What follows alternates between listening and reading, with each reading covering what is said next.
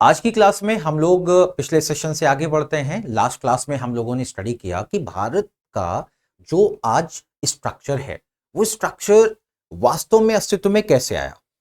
भारत के कॉन्स्टिट्यूशन में, भारत के संविधान में भारत की क्या स्ट्रक्चर बताया गया है, भारत का टेरिटरी क्या होगा, इंडिया जो कि नाम एक हमारे इस पॉलिटी को मिला हुआ है, हमारे कंट्री को मिला हुआ है, इसके बारे में कॉन्स्टिट्यूशन में क्या कोई प्रोविजन है क्या। तो हमने लास्ट क्लास में आपको बताया कि संविधान के पार्ट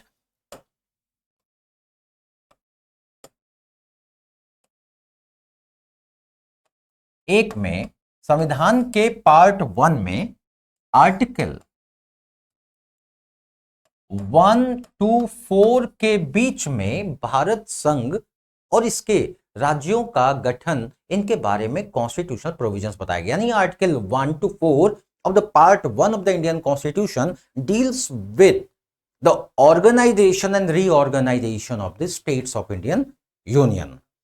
और इस सेगमेंट में मैंने लास्ट क्लास में आपको बताया कि article 1 of the Indian Constitution deals with the name of our union, the territory of our union and the type of polity we have acquired। और ये तीन चीजें हमारे संविधान के आर्टिकल 1 में, आर्टिकल 1 तीन चीजों को लेकर चलता है। पहला, आर्टिकल 1 के अंतर्गत जो चीज बताई गई वो ये है, नेम ऑफ यूनियन, जो कि क्या है, नेम ऑफ द यूनियन है इंडिया,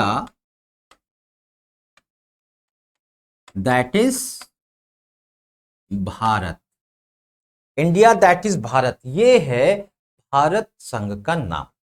कहां बताया गया? आर्टिकल 1 में। लास्ट क्लास में मैंने यह भी बताया कि जो भारत संघ का जो टेरिटरी है, यानी जो भारत संघ का ढांचा है, वो क्या है? It is consist of territory of states plus union territory plus acquired area.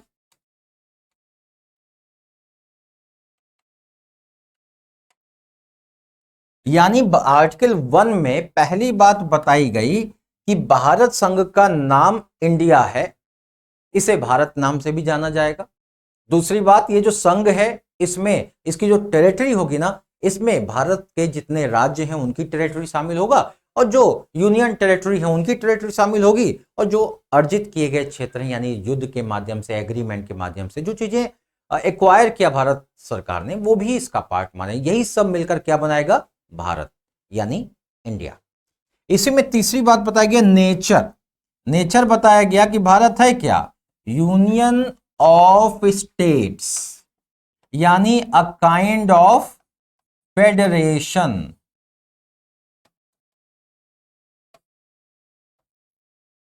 यानी कि भारत संघ एक प्रकार से संघीय ढांचे की पॉलिटी को एक्सेप्ट कर रहा है। इस प्रकार आर्टिकल 1 जहां नाम यानी कि हमारे इस ज्योग्राफिकल एरिया का नाम भारत या इंडिया होगा, यह बताता है। आर्टिकल 1 ये भी बताता है कि इसकी टेरिटरी में क्या क्या चीजें शामिल होंगी, और आर्टिकल 1 ये भी बताता है कि ये जो यूनियन ऑफ इंडिया है इसकी पॉलिटी फेडरल नेचर की है। इस प्रकार ये तीन बातें यहां पर बताता है। यहां पर एक बात मैं आपको बता दूं, जब फेडरेशन है तो फेडरेशन टर्म यहां क्यों नहीं यूज किया गया? यहां पर संघ शब्द का इस्तेमाल हिंदी में तो किया गया कि भारत अर्थात इंडिया राज्यों का संघ होगा, ये तो बोला गया, लेकिन भारत संघ शब्द यहां इस्तेमाल इंग्लिश में फेडरेशन क्यों नहीं इस्तेमाल किया गया, यूनियन क्यों इस्तेमाल किया गया? लास्ट क्लास में मैंने बताया था कि डॉक्टर B.R. अम्बेडकर, जो कि हमारे संविधान के निर्माता भी थे, उन्होंने ये बात बताई कि हमने यहां पर यूनियन शब्द का इस्तेमाल इसलिए किया है, हमने यहां पर यूनियन वर्ड का इस्तेमाल इसलिए किया है क्योंकि we are not the result of any agreement. सामान्यतः क्या होता है, बहुत सारे छोटे छोटे राज्य मिलकर एग्रीमेंट करते हैं और एक फेडरेशन बना लेते हैं। इस प्रकार फेडरेशन या संघ अस्तित्व में आता है, लेकिन भारत में ऐसा नहीं हुआ। भारत में जो संघ है ये किसी भी एग्रीमेंट का परिणाम नहीं है। बल्कि एक बड़ी इकाई थी जिसे ब्रिटिश इंडिया कहा जाता था। छोटे छोटे टुकड़ों को या उनके राज्यों को, प्रांतों को स्वायत्तता दे दी गई। फिर हमारे संविधान में उनको अलग से एक यूनिट बना दिया गया। साथ ही साथ कुछ लोगों को एग्रीमेंट के माध्यम से जोड़ा गया, लेकिन उनको कोर्स करके, यानी कि उस तरह से उनकी तरफ से ऐसा कोई प्रस्ताव नहीं था कि आओ हम मिलकर कोई संघ बनाएं। तो यहां पर पहले से एक सेंट्रलाइज यूनिट थी जिसने और लोगों को अपने साथ जोड़ा। फिर यही सेंट्रलाइज यूनिट छोटे छोटे अपने यूनिट्स में डिवाइड हुई और एक संघ के रूप में उसके राज्य स्थापित हो गए, यानी राज्य और राज्यों का संघ बनकर अस्तित्व में आ गया। तो इसीलिए चूंकि यहां पर कोई एग्रीमेंट का परिणाम नहीं था, दूसरी बात, किसी भी राज्य को संघ से अलग होने का अधिकार नहीं है। जितने भी आज कॉन्स्टिट्यूएंट पार्ट है हमारे भारत के संघ में, उनका नाम, उनका स्ट्रक्चर बदलने का अधिकार पार्लियामेंट के पास तो है, उनका एग्जिस्टेंस खत्म कर देने का अधिकार सेंट्रल गवर्नमेंट के पास तो है, लेकिन उन्हें संघ से बाहर जाने का अधिकार नहीं है। तो इस प्रकार आर्टिकल 1 में जो यूनियन शब्द इस्तेमाल किया गया वो सेंट्रलाइजेशन को दर्शाता है। वो दर्शाता है कि India is a federal polity but with centralisation tendency. Article 1 के साथ आर्टिकल 2 क्या कहता है? आर्टिकल 2 कहता है, लास्ट क्लास में मैंने बताया था, आर्टिकल 2 में मैंने बोला था inclusion of new states,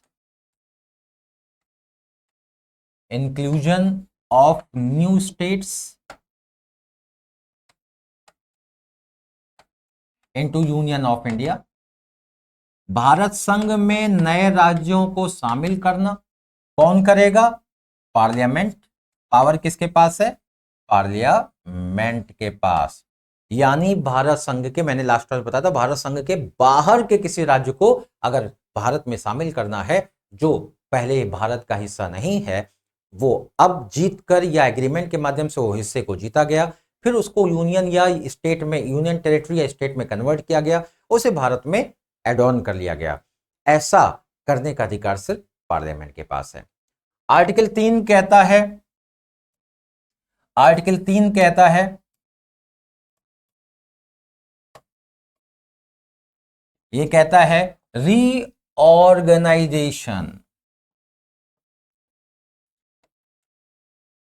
of states.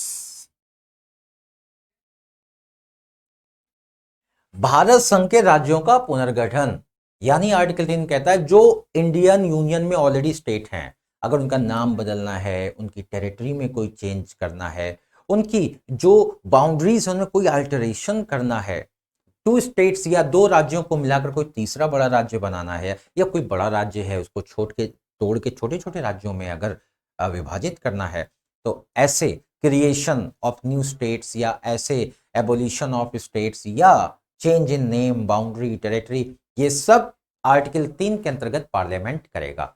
यानी इसकी पावर भी किसके पास है?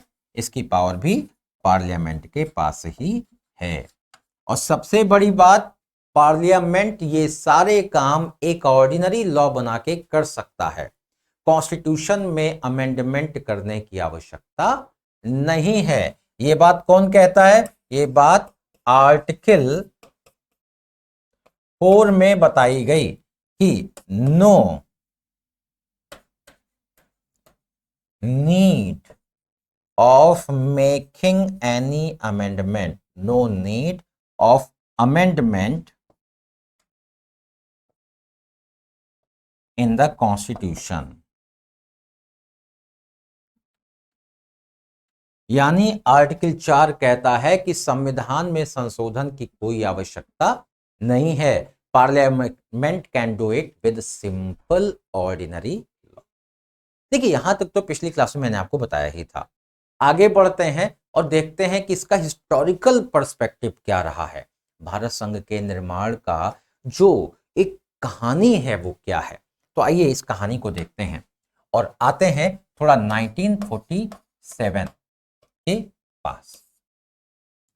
1947 में जब भारत आजाद हुआ, अब जानते हैं उस समय क्या था, जो भारत का जो ढांचा था, इसमें जो 11 ब्रिटिश प्रोविंस तो थे ही, प्लस 600 प्लस ब्रिटिश कंट्रोल में रहने वाले प्रिंसली स्टेट थे जो ब्रिटिश सोवर्निटी के अधीन थे, यानी कि ब्रिटिश महारानी का उनके ऊपर कंट्रोल था, लेकिन 1857 के जब रिवोल्ट हुआ था उसके बाद महारानी ने यानी ब्रिटेन ने अपनी पॉलिसी चेंज किया था, उनके आंतरिक मामलों में दखलंदाजी नहीं करते थे और लेकिन उन्हें टैक्स देना पड़ता था, महारानी की संप्रभुता को उनको स्वीकार करना पड़ता था, उनकी सोवरेनिटी को स्वीकार करना पड़ता था।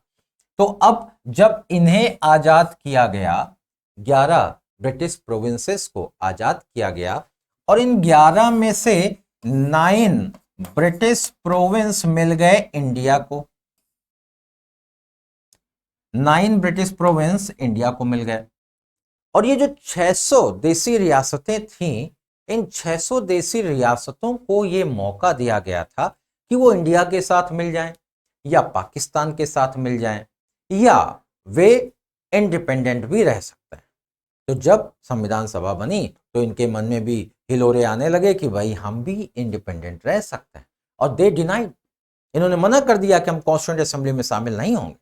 लेकिन बाद में हमारे लौह पुरुष कहे जाने वाले सरदार वल्लभ भाई पटेल ने अलग जो एक देसी रियासत नीति बनाई, उस नीति के आधार पर बहुत सारे राज्यों को अपने साथ जोड़ा, एन केन प्रकारेण जोड़ा, और जो जोड़ा उनमें कितने 500 प्लस, यानी ये जो 500 प्लस ब्रिटिश प्रोविंसेस के अतिरिक्त जो प्रिंसली स्टेट थे ये भी भारत संघ में शामिल हुए। अब ये जो लोग थे यानी जो ब्रिटिश प्रोविंस यानी ब्रिटिश प्रांत प्लस जो प्रिंसली स्टेट थे, इन दोनों को मिलाकर बनाया जाना था इंडिया। अब इन दोनों को मिलाकर क्या बनाया जाना था, न्यू इंडिया बनाया जाना था। संविधान सभा में बात चली भाई ये नया इंडिया का क्या वो रहेगा, नए इंडिया का किस प्रकार का ढांचा रहेगा, ये यहां पर बात होगी। अब इनको मिलाकर 1947 के लेकर 1950 के बीच में सारी कहानी चली और 1950 में 1950 में जब 26 जनवरी 1950 को जो इंडिया यानी कि इंडिया फॉर्म हुआ, इसमें ए बी सी और डी कैटेगरी में राज्यों को बांटा गया था। ए बी सी और डी कैटेगरी में राज्यों को बांट दिया गया था। ये ए बी सी कैटेगरी क्या है, इनके लिए हमको थोड़ा इतिहास में चलना पड़ेगा।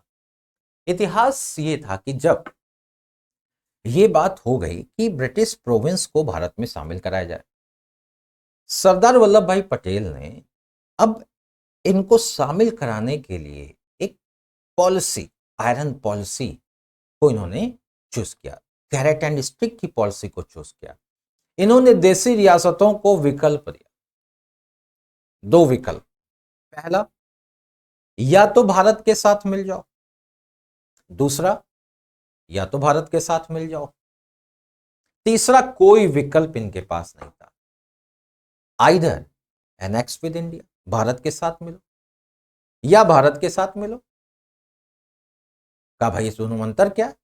पहला विकल्प भारत के साथ मिल जाओ यानी कि विलिंगली मिल जाओ और तुम्हें इसके लिए कई सारे प्रिवी पर्स, फैसिलिटीज, बहुत सारे इम्यूनिटीज, बहुत सारे लाभ, बेनिफिट्स मिलेंगे और कॉन्स्टिट्यूशनल दायरे में इन अधिकारों को आप एंजॉय करिए। दूसरा भी विकल्प, या तो भारत के साथ मिल जाओ या भारत के साथ मिल जाओ। अगर पहला विकल्प नहीं अपनाए तो दूसरे विकल्प में हम मिला लेंगे यानी बाय फोर्स मिलाएंगे। और इस प्रकार से ये नीति जो वल्लभ भाई पटेल साहब ने अपनाई थी, बहुत सारे राज्य मिल गए। जूनागढ़, कश्मीर, हैदराबाद जैसे राज्यों ने शुरू में ये सोचा कि अरे तो मजाक, ये इनकी औकात नहीं है कर पाने के, लेकिन जब हैदराबाद में सेना के माध्यम से जूनागढ़ में वहां पर उनका नवाब को भागना पड़ा, इस प्रकार की पॉलिसी भारत सरकार ने अपनाई। कश्मीर का हाल आप जानते ही हैं, अल्टीमेटली उसे भारत के साथ आना ही पड़ा। तो इन बड़े बड़े राज्यों का हाल देखकर फिर छोटे छोटे राज्य भी इनके साथ मिक्स हो गए।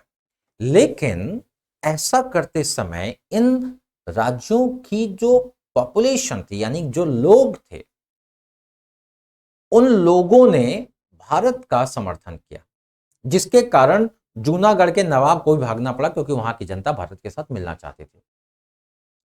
लेकिन यहां पे समस्या खत्म नहीं हुई, ये लोग मिल गए। अब जब संविधान सभा में भारत संघ के निर्माण की बात चलने लगी, तो उस समय देसी रियासतों में रहने वाली प्रजा, खासतौर पे साउथ इंडिया में, लैंग्वेज के आधार पर स्टेट को ऑर्गेनाइज करने या स्टेट का गठन करने की डिमांड बड़ी तेजी से उठने लगी कि भाई हमें लिंग्विस्टिक आइडेंटिटी चाहिए, हमें भाषा के आधार पर अपनी पहचान चाहिए, तो हमारे लिए नए राज्यों का गठन भाषा के आधार पर किया जाए। अब ये इतना आसान तो था नहीं। पहले तो जवाहरलाल नेहरू साहब की जो समिति थी, जिस समय आंदोलन चल रहा था, उन्होंने प्रॉमिस किया था कि हम कल्चरल आइडेंटिटी को प्रोटेक्ट करेंगे, लोगों के अपने रीजनल एस्पिरेशंस को, उनके रीजनल इंटरेस्ट को हम ध्यान में रखेंगे। और जब संविधान सभा में भारत के निर्माण की बात होने लगी, तो अब वही लोग प्रश्न उठाने लगे कि भाई हमें लैंग्वेज के आधार पे हमारे राज्य का गठन किया जाए, भाई लैंग्वेज के आधार पे नए राज्य का हमारे गठन करके हमारी आइडेंटिटी को इंश्योर किया जाए। अब ये डिमांड इतनी बड़ी थी कि कमेटी बनानी पड़ी, और कमेटी बनाया गया किसके द्वारा?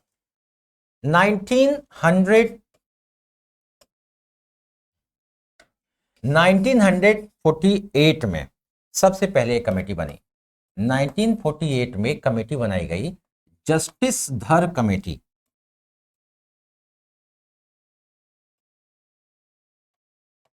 जस्टिस धर,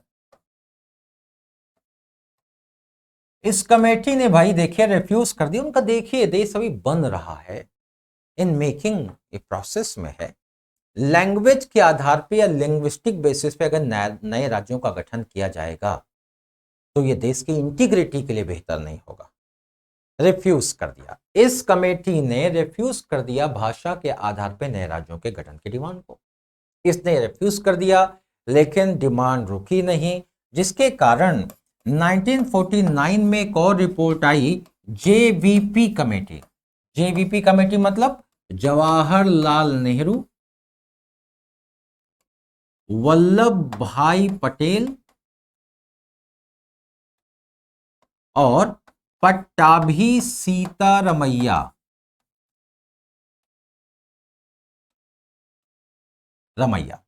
पट्टाभी सीतारमैया, वल्लभ भाई पटेल और जवाहरलाल नेहरू, इन 3 मेंबर्स की एक कमेटी बनी, जिसे जेवीपी कमेटी के नाम से जाना जाता है, जिसे जेवीपी कमेटी कहा जाता है।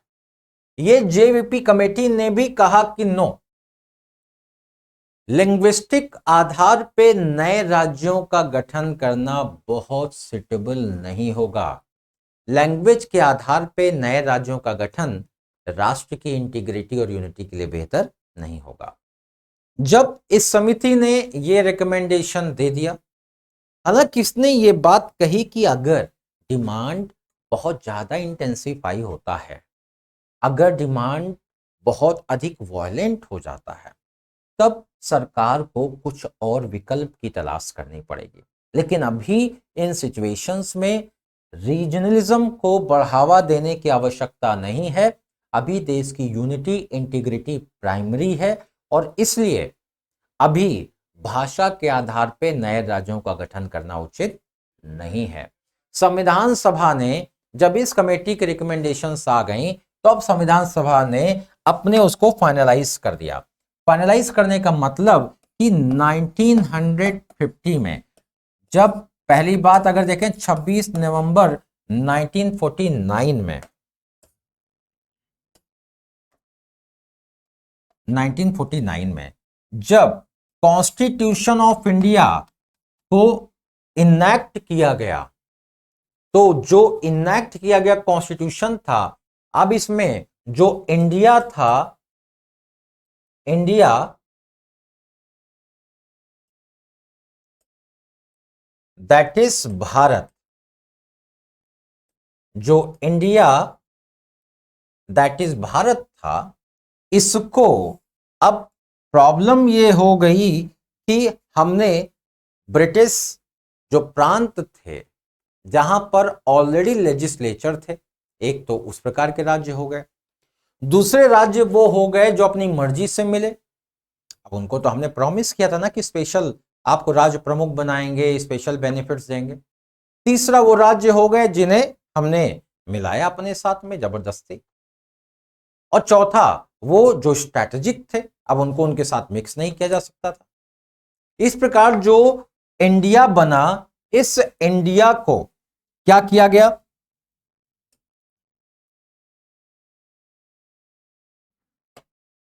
इस इंडिया को अब ABCD कैटेगरी में बांट दिया गया।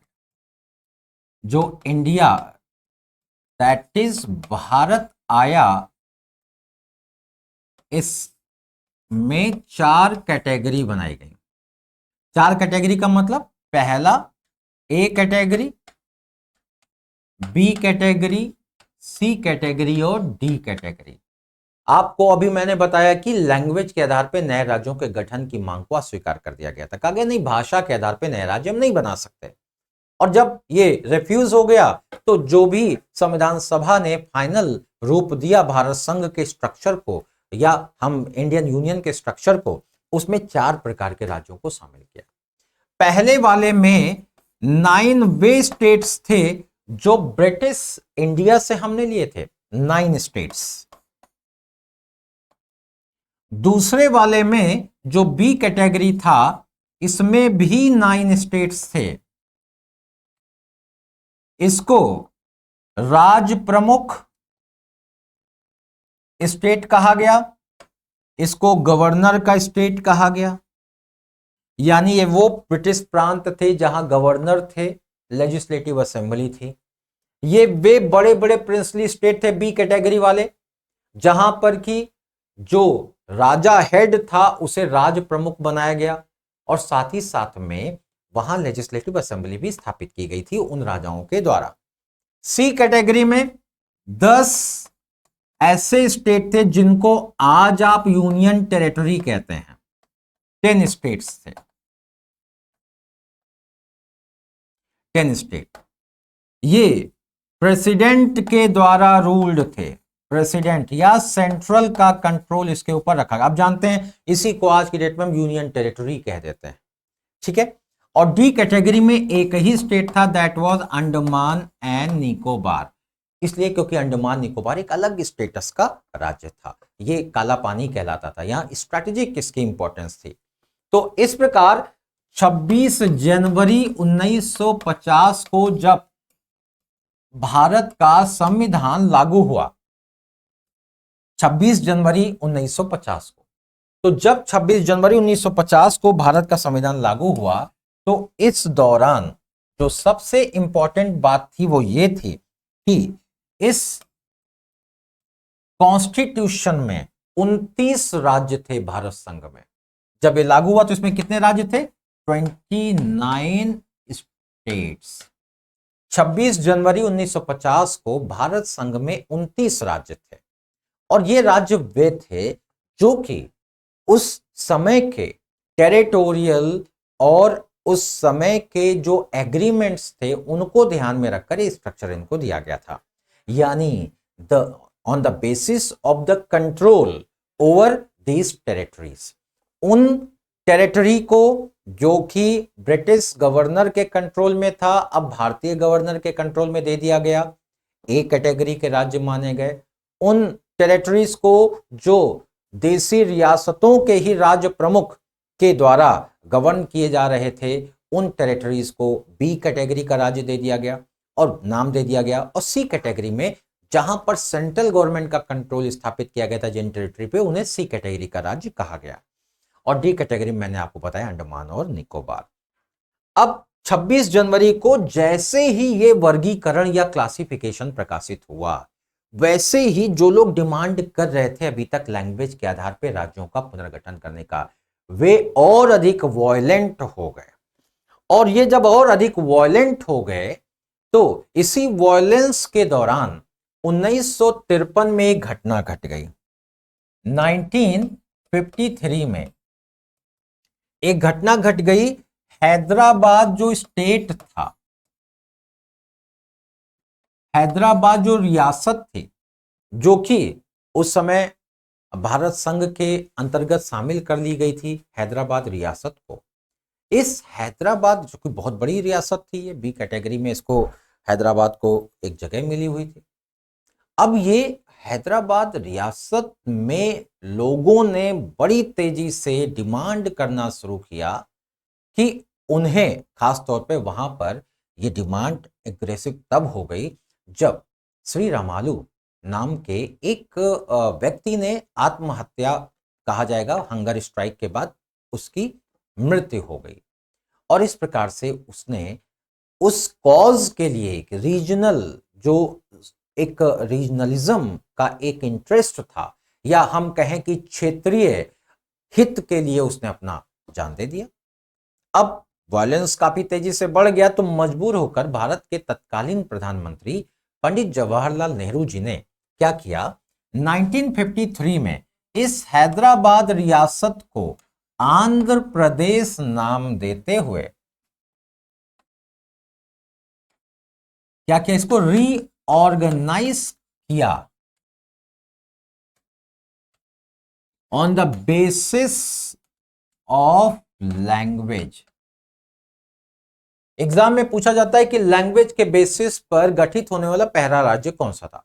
तो लैंग्वेज के बेसिस पर गठित होने वाला या ऑर्गेनाइज होने वाला, इस्टेब्लिश होने वाला पहला राज्य था आंध्र प्रदेश। आंध्र प्रदेश जो राज्य था, ये आंध्र प्रदेश राज्य को हैदराबाद नाम से जाना जाता था, और 1953 में इसे हैदराबाद से आंध्र प्रदेश के रूप में कन्वर्ट कर दिया गया, और हैदराबाद रियासत के साथ तेलंगाना रीजन के जो, और साथ ही साथ जो मद्रास राज्य के जो क्षेत्र थे, तेलुगु स्पीकिंग क्षेत्र थे, उन सबको मिलाकर बनाया गया एक आंध्र प्रदेश। आंध्र प्रदेश बन जाने के बाद अब अन्य क्षेत्रों में डिमांड उठनी तो जरूरी थी, और मालूम है कि वॉयलेंस ऑलरेडी साउथ इंडिया में प्रेवेल कर रहा था। जैसे ही आंध्र प्रदेश में ये बना, वैसे ही वो डिमांड हर जगह से और ज्यादा एग्रेसिव हो गई, और पंडित जवाहरलाल नेहरू इस बात को जानते थे, और उन्होंने 1953 में ही कमेटी का गठन किया। कमेटी का नाम था स्टेट रीऑर्गेनाइजेशन कमेटी। 1953 में एक कमेटी बनाई गई जिसको नाम दिया गया स्टेट रीऑर्गेनाइजेशन कमेटी।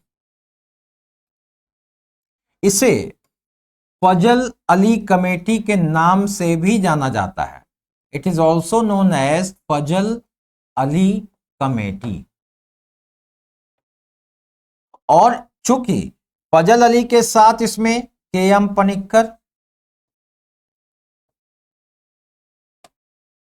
पनिक्कर भी शामिल थे, एच.एन. कुंजरू भी शामिल थे इसमें, एच.एन. कुंजरू।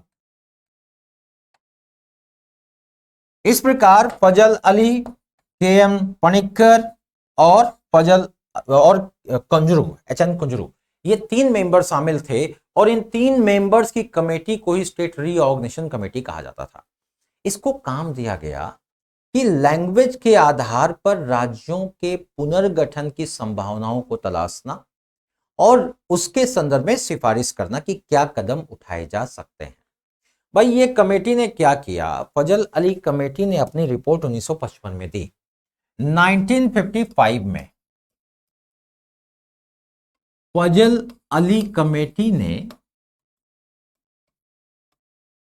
एक रिपोर्ट दिया, और इस कमेटी के रिपोर्ट में पहली बात कही गई कि देखो भाई, ABCD क्लासिफिकेशन पहले खत्म करो। क्लासिफिकेशन जो था, इसको लिए इसने क्या बोला, abolition of ABCD classification of states, Bharat संघ के राज्यों का ABCD क्लासिफिकेशन खत्म करो, और इनकी जगह पर, दूसरी बात बोला, इनकी जगह पर आप 16 नए राज्य बनाओ, 16 new states and 3 union territory बनाओ। फजल अली समिति ने कहा कि भैया देखो 29 राज्य की ये जो आपने एबीसीडी बनाई है, एबीसीडी खत्म करो और उसकी जगह पर आप 16 स्टेट्स और 3 यूनियन टेरिटरी बनाओ। लेकिन 1 language 1 state demand can not be accepted, यानी कमेटी ने rejected Fazal Ali committee rejected the demand of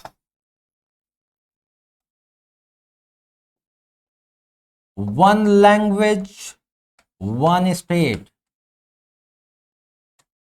एक भाषा एक राज्य का डिमांड रेफ्यूज कर दिया, रिजेक्ट कर दिया कि नो 1 लैंग्वेज 1 स्टेट का कॉन्सेप्ट हम स्वीकार नहीं कर सकते, क्योंकि ये देश की यूनिटी और इंटीग्रिटी को डिस्टर्ब करेगा। लेकिन for creation of new states और for the purpose of reorganisation of states, language can be one of the factor while reorganizing the states। नए राज्य बनाते समय या राज्यों का पुनर्गठन करते समय भाषा एक आधार हो सकता है, कई आधारों में से एक आधार भाषा हो सकता है, लेकिन एक भाषा एक राज्य भारत की संप्रभुता और एकता अखंडता के लिए बेहतर नहीं है। It is not in the favour of unity and integrity of the nation. ऐसा किसने कहा? फजल अली कमेटी ने। फजल अली कमेटी ने कहा कि देखो भैया, जो फैक्टर्स हों, factors for reorganisation, factor for organisation and reorganisation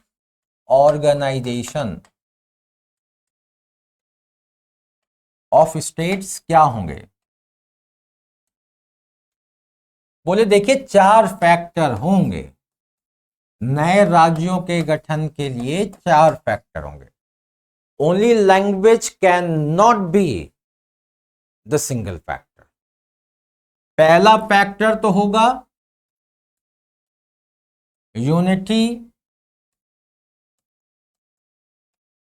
integrity of India, Bharat की एकता अखंडता को ध्यान में रखा जाए। पहला फैक्टर तो भारत की एकता अखंडता सुरक्षा, इनको ध्यान में रखा जाए।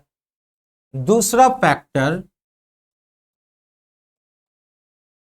कल्चरल एंड लिंग्विस्टिक यूनिफॉर्मिटी, भाषा को दूसरी जगह दी जा सकती है कि जिस राज्य का गठन हो रहा है उस राज्य में कमोबेश लिंग्विस्टिक यूनिफॉर्मिटी हो, एक भाषा के बोलने वाले लोग ज्यादा हो, जिससे कि कोई टकराव ना हो राज्य के अंदर।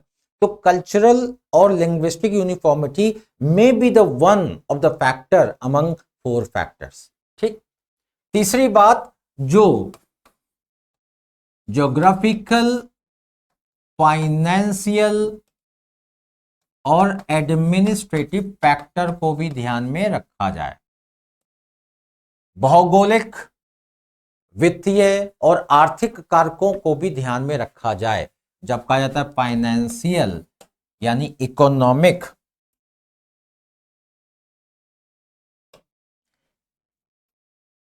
जब यहां पे कहते हैं कि इकोनॉमिक, एडमिनिस्ट्रेटिव एंड जियोग्राफिकल, तो इन फैक्टर का मतलब यह हुआ कि आर्थिक स्थिति इस प्रकार की हो, फाइनेंशियल कंडीशन इस प्रकार की हो कि ऐसा ना हो कि राज्य बनते ही कटोरा लेके बैठ जाएं, दे दो दे दो दे दो। क्यों? क्योंकि आर्थिक क्षमता है ही नहीं। तो ऐसी जगहों पर फिर नक्सलिज्म, टेररिज्म, ऐसी जगहों पर अंडर डेवलप होने के कारण वहां पर भ्रष्टाचार, ये सब चीजें फैलेंगी। इसलिए नए राज्य बनाते समय, कोई भी नया राज्य बना रहे हैं तो वहां पर उनकी इकोनॉमिक और एडमिनिस्ट्रेटिव कैपेबिलिटीज को देखा जाए, उनकी ज्योग्राफिकल सिचुएशन को देखा जाए। ठीक। और साथ ही साथ उनका जो डेवलपमेंटल एस्पेक्ट है वो भी देखा जाए। डेवलपमेंटल एस्पेक्ट का मतलब कि जो उनकी एडमिनिस्ट्रेटिव क्षमता है, यानी कि द डेवलपमेंट जो प्लान्स हैं, प्रायोरिटीज हैं, उनको लागू करने की उनकी क्षमता, पूरे इंडिया का कलेक्टिवली डेवलपमेंट और वहां उस राज्य के डेवलपमेंट के बीच एक कंपैटिबिलिटी हो।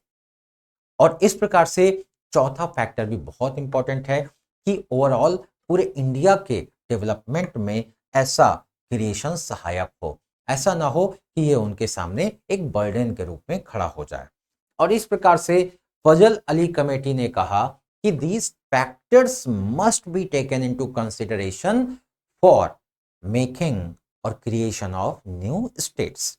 भाई जब इस कमेटी का रिकमेंडेशन आया तो भारत सरकार ने इस कमेटी के रिकमेंडेशन को एक्सेप्ट कर लिया, कमोबेश थोड़ा बहुत चेंजेस के साथ एक्सेप्ट कर लिया।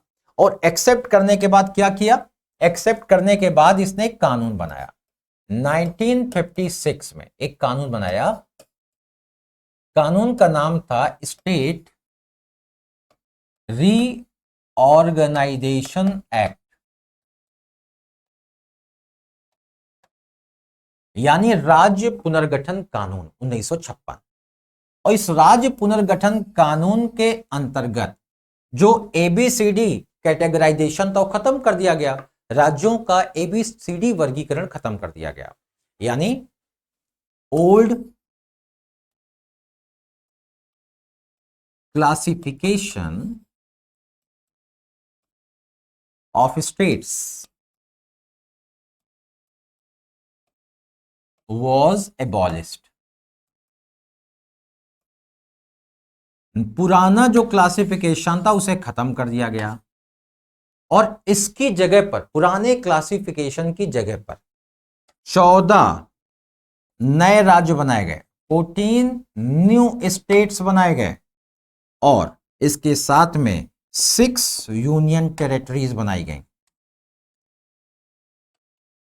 पहली बार यूनियन टेरिटरी शब्द इस्तेमाल हुआ, इसके पहले ये ब्रिटिश काल में सेंट्रली गवर्न डिस्ट्रिक्ट माने जाते थे, कमिश्नरी एरियाज के नाम से, कमिश्नरी प्रोविंस के नाम से जाने जाते थे, लेकिन पहली बार यूनियन टेरिटरी शब्द का प्रयोग किया गया।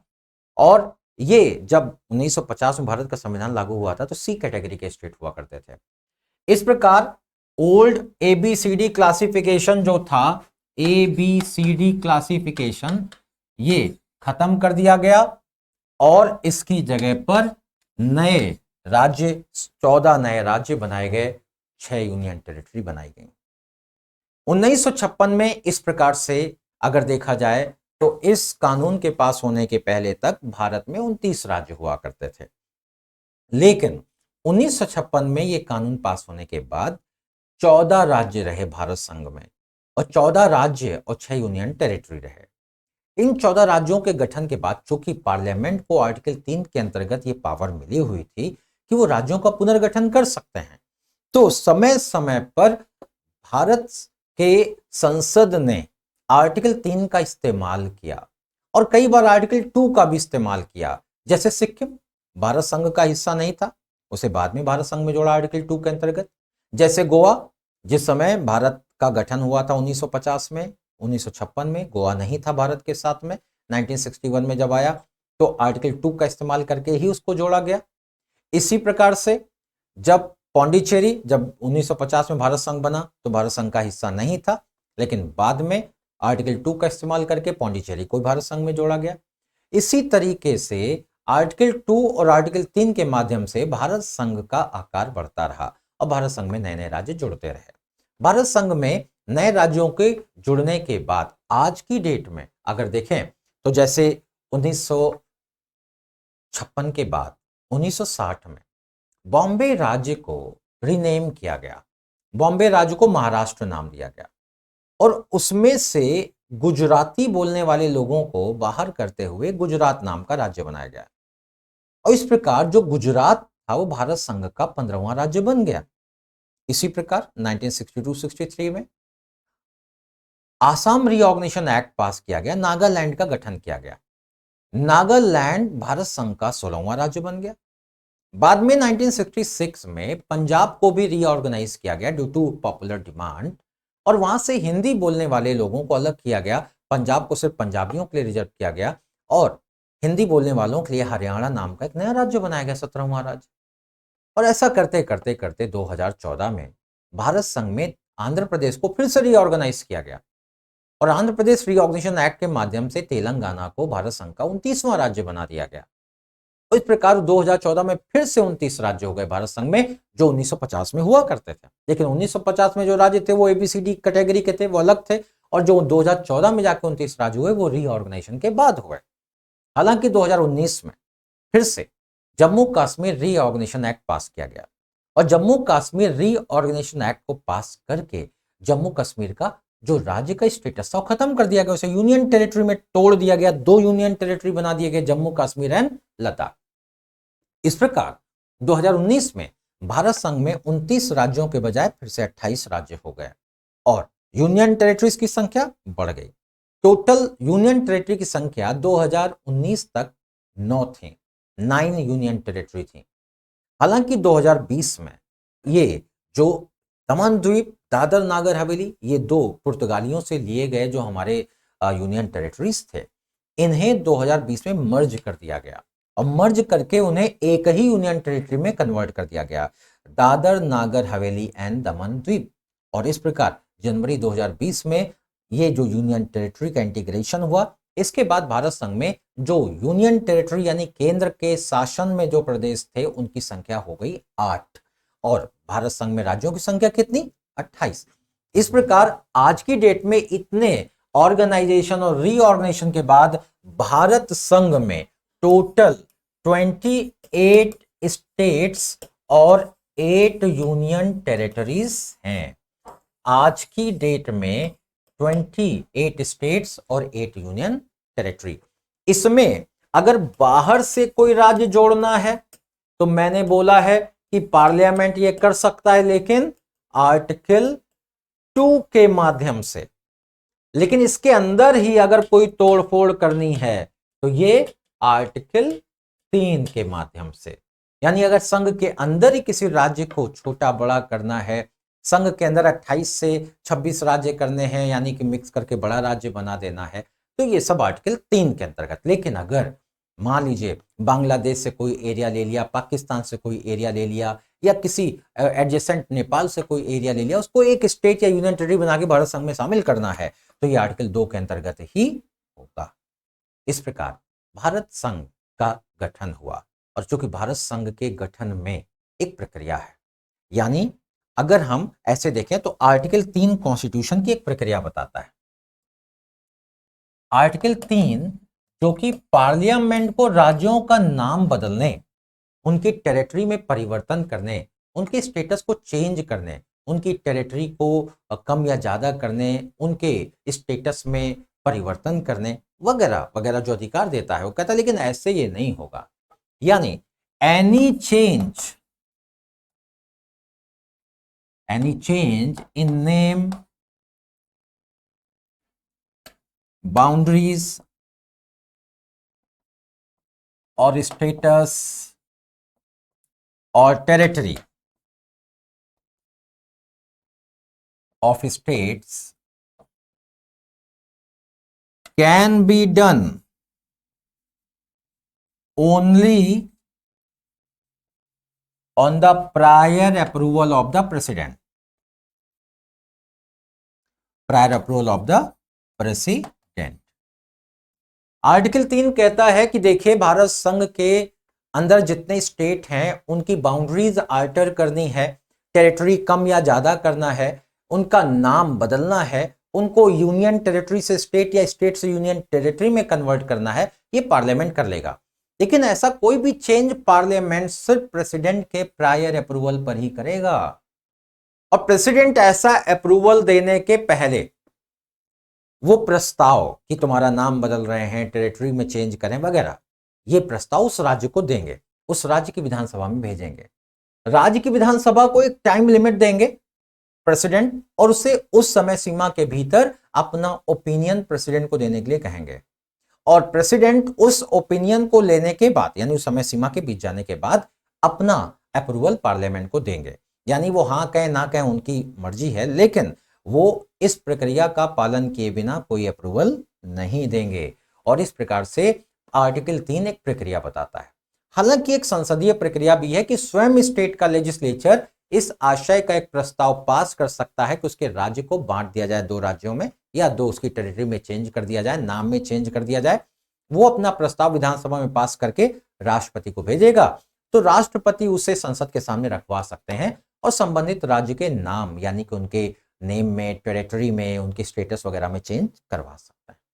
इस प्रकार भारत संघ के राज्यों में गठन और पुनर्गठन करने का अधिकार सिर्फ और सिर्फ पार्लियामेंट के पास है। इसलिए कहा जाता है भारत संघ के जो संविधान है, उस संविधान का यूनिटरी कैरेक्टर है, क्योंकि राज्यों का तो इसमें कोई बहुत ज्यादा भाव है ही नहीं। और जो ओपिनियन राज्य की से प्रेसिडेंट मांगते हैं वो भी बाध्यकारी नहीं है, यानी जो ओपिनियन स्टेट देगा जरूरी नहीं कि राष्ट्रपति उसे मान लें। वो कहे नहीं नहीं नहीं तो भी राष्ट्रपति हाँ कह सकते हैं, वो कहे हाँ हाँ हाँ तो भी राष्ट्रपति ना कह सकते हैं। ये राष्ट्रपति के जो केंद्र का अपनी शक्ति है। राज्यों को सिर्फ इन्फॉर्म करने तक ये प्रक्रिया शामिल है। इस चैप्टर में हम लोगों ने भारत संघ उसके राज्यों के संदर्भ में देखा, और मैं आपको बता दूं इसमें कितने प्रकार के प्रश्न आते हैं। जब मेंस को देखें तो मेंस में प्रश्न पूछते हैं कि नए राज्यों का गठन यानी कि छोटे राज्य क्या इंडिया में एडमिनिस्ट्रेशन के लिए बेहतर है, या एडमिनिस्ट्रेशन की दृष्टि से बड़े राज्य बेहतर हैं? क्या ये जो राज्य हैं, राज्यों की संख्या, जो नए राज्यों का गठन, क्या देश की इंटीग्रिटी और यूनिटी को डिस्टर्ब करते हैं? क्या ये भारत संघ के अपनी संप्रभुता को चैलेंज करते हैं? क्या छोटे राज्यों का गठन रीजनलिज्म को प्रमोट तो नहीं करता? रीजनलिज्म क्या भारत के नेशनलिज्म या भारत की यूनिटी इंटीग्रिटी के लिए खतरा तो नहीं है? भारत संघ में नए राज्यों के गठन की प्रक्रिया क्या है? यानी the questions which are coming regularly in the exams in case of prelims and in case of mains also. We can see that in prelims exam article 2 article 3 पे लगातार प्रश्न पूछे जाते हैं। यहां तक कि जो कॉन्स्टिट्यूशन का जो ऐसा फीचर है जो कॉन्स्टिट्यूशन को फ्लेक्सिबल बनाता है, वो भी ये आर्टिकल 4 ही है, क्योंकि ये कहता है कि आर्टिकल 2 आर्टिकल 3 के अंतर्गत कोई भी चेंज करोगे तो इसके लिए कोई स्पेशल प्रोसीजर अपनाने की जरूरत नहीं है और बहुत आसानी से कॉन्स्टिट्यूशन के इन प्रावधानों को बदला जा सकता है। और इस प्रकार से अगर हम देखें तो भारत के संविधान के इस वाले भाग से प्रीलिम्स में भी कई सारे प्रश्न आते हैं, मेंस में भी कई प्रश्न आते हैं। यह भी पूछा जाता है कि मैं आपको पीडीएफ अपलोड करवा दूंगा जिसमें आप ये देखिएगा किस समय कौन सा राज्य बना। ये भी पूछा जाता है कि नागालैंड का गठन किस ईयर में हुआ, किस ईयर में गोवा को राज्य बनाया गया, किस ईयर में गोवा को भारत संघ में शामिल किया गया, जब ये शामिल किया गया उस समय इसका स्टेटस क्या था, दादर नागर हवेली दमन द्वीप किससे लेकर भारत संघ में शामिल किया गया, भारत संघ में सिक्किम को किस कॉन्स्टिट्यूशन अमेंडमेंट एक्ट के द्वारा शामिल किया गया, वगैरह वगैरह। इस प्रकार के प्रश्न प्रीलिम्स के एग्जाम में आते हैं, आपको देखते रहना है। हम इसके साथ पीडीएफ अपलोड करेंगे, उस पीडीएफ के साथ आप इसको रिवाइज भी कर सकते हैं। साथ ही साथ आप किसी भी फॉर्म में मेंस के प्रश्न लिखकर आप हमारे पास तक भेज सकते हैं। मैंने लास्ट क्लास में अपना व्हाट्सएप नंबर भी, टेलीग्राम नंबर भी आपको बताया था, उस नंबर पर आप अपने प्रश्नों को भेज सकते हैं। जो प्रश्न है वो ये है कि क्या भारत संघ में जो राज्यों का गठन और पुनर्गठन की जो प्रक्रिया बताई गई है, क्या वो भारत के कॉन्स्टिट्यूशन के यूनिटरी कैरेक्टर को दर्शाता है, यानी इज इट, यानी कि the reorganisation and organisation of state, यानी the power of the parliament to reorganise the states reveals the unitary character of the Indian constitution. Bharat संघ में जो संसद के द्वारा राज्यों के पुनर्गठन करने का जो अधिकार है या उसके गठन का जो अधिकार है, ये भारत के संविधान के एकात्मक विशेषता को दर्शाता है। टिप्पणी करें, कमेंट। ये प्रश्न मेंस में आ सकता है, पूछा जा सकता है, किसी ना किसी फॉर्म में आ सकता है, तो आप इस प्रश्न का आंसर लिखिए और इसे लिखकर आप हमारे बॉक्स में डालिए, हम उसे चेक करके आप तक भेज देंगे। नेक्स्ट लेक्चर में हम लोग सिटीजनशिप यानी कॉन्स्टिट्यूशन और सिटीजन्स के बीच के रिलेशन पर आएंगे। कॉन्स्टिट्यूशन किस प्रकार से सिटीजन्स को सिटीजनशिप के राइट्स देने के बारे में प्रावधान करता है, किस प्रकार से फंडामेंटल राइट्स की बात करता है, किस प्रकार से वो उनके ड्यूटीज की बात करता है। नेक्स्ट क्लास में हम लोग इसके ऊपर चर्चा करेंगे। अगली क्लास में हम लोग आपको सिटीजनशिप के बारे में बताएंगे। आप इन प्रश्नों का उत्तर जो मैंने आपको दिया है, इन प्रश्नों का उत्तर लिखते रहें और इनका आंसर लिखकर आप टेलीग्राम पर या फिर हमारे यूट्यूब के ही इस बॉक्स में पोस्ट करते रहें। हमारे व्हाट्सएप नंबर पे भी आप अपने आंसर दे सकते हैं। नमस्कार।